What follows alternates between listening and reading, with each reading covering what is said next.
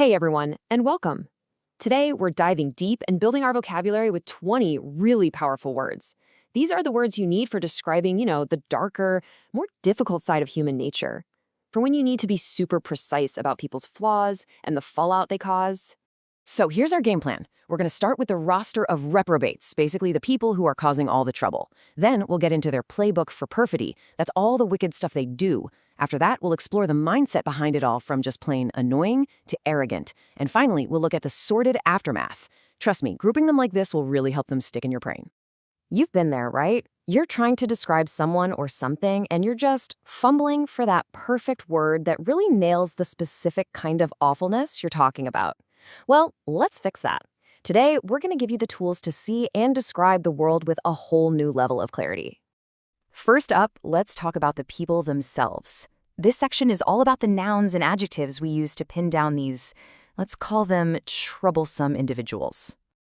Our first word is a fantastic one, reprobate. A reprobate is someone who is just completely without principles. Think of a classic movie villain who seems to enjoy being bad, who has zero redeeming qualities. They are the ultimate scoundrel, a real degenerate who doesn't seem to have a conscience at all. Oh boy, next up is a character I think we've all met at some point, the Sycophant. This is that person who flatters the boss to an almost sickening degree. And it's not because they actually respect them, not at all. It is purely to get ahead. You know the type. The ultimate suck-up. And check this out. This is a brilliant way to see how you can combine these words. Here, the sycophants are also described as truculent. Now, truculent means they're eager to argue or fight. So you don't just have flatterers here. You have aggressive, combative flatterers. And that is a seriously dangerous combination. Okay, now for two amazing words that are way better than just saying stubborn. Recalcitrant is really specific. It's for someone who just defiantly resists authority. Think of a student who flat out refuses to follow the teacher's rules. Refractory, on the other hand, is a bit broader. It can describe anything that's just plain unmanageable, whether that's a refractory child or even a refractory disease that just won't respond to any treatment. All right, so we've met the players. Now let's take a look at their playbook. This next batch of words is all about the malicious things they actually do. Here we have two really powerful verbs of destruction, but one is verbal and the other is physical.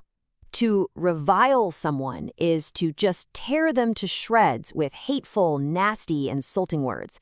But to raze something, that's when you physically demolish it, level it completely to the ground. With the word scurrilous, the intention to do harm is everything. These aren't just little rumors. We're talking about malicious, often totally false claims that are specifically designed to destroy someone's reputation. A political smear campaign that's just full of lies, that is the perfect example of a scurrilous attack. I love this comparison because it's about action versus inaction. To skulk is to actively do something sneaky and sinister. You're moving stealthily, hiding in the shadows with bad intentions. But to be remiss is a failure to act. It's just plain negligence, like a security guard who was remiss in his duties probably fell asleep on the job. So one is a sneaky action, and the other is a blameworthy inaction.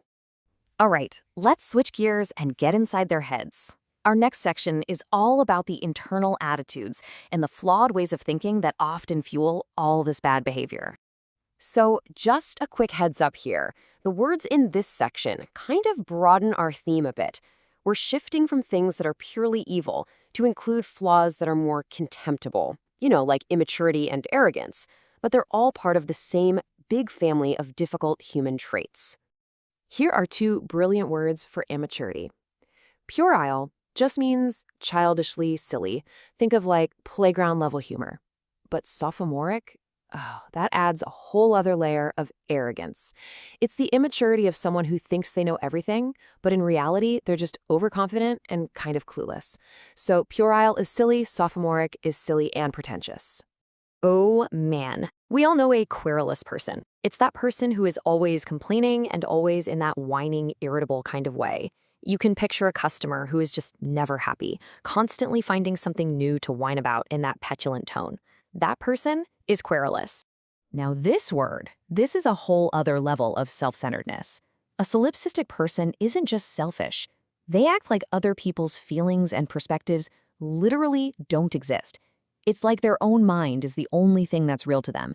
It's this profound, deep-seated inability to see beyond themselves. Okay, full disclosure, this next word is only loosely connected to our wicked theme. Sybaritic describes a lifestyle that's all about luxury and self-indulgence. Now, that's not automatically evil, but it can be linked to a kind of moral carelessness that happens when someone prioritizes their own pleasure above literally everything else. All right, for our final section, let's look at the consequences. What happens after all the wicked deeds are done? What's the fallout look like? These words will help us describe it. When you hear about the sordid details of some scandal finally coming out, it means the grimy, morally disgusting parts of the story are being revealed. It points to things that aren't just wrong, but are base and dishonorable, the kind of stuff that just leaves you feeling disgusted. This one's pretty direct. If an action is punitive, its whole purpose is punishment. Simple as that. Think of punitive damages awarded in a lawsuit. They're meant to punish the person who did wrong, or punitive sanctions that are placed on a country to penalize its behavior. Rancor, this is that deep, ugly, festering bitterness that sticks around long after someone's been betrayed. It's not just being angry, it's a long-standing, almost venomous resentment that can absolutely poison relationships for years, if not forever. Now, this is cool because it shows how two of our last words can work together. A surfeit is just an excessive amount of something, like the chart shows, a surfeit of problems. And when a company gets hit with such a surfeit of complaints, it can stupefy the leadership. It basically makes them unable to think or act clearly because they are just so completely overwhelmed. So let's do a quick recap of some of the heavy hitters. Remember the sycophant? That's your insincere flatterer. A scurrilous rumor is that reputation-destroying lie. Know the difference between puerile and sophomoric immaturity. Rancor is that deep, long-held grudge. And a surfeit is, well, just too much of something. Definitely keep these in your toolkit. And that's our tour of wicked words. The real question is, now that you've got this vocabulary, how are you going to use it? You'll find that having the right word doesn't just describe a situation, it can actually change how you see it, bringing some real clarity to the chaos. Thanks so much for tuning in.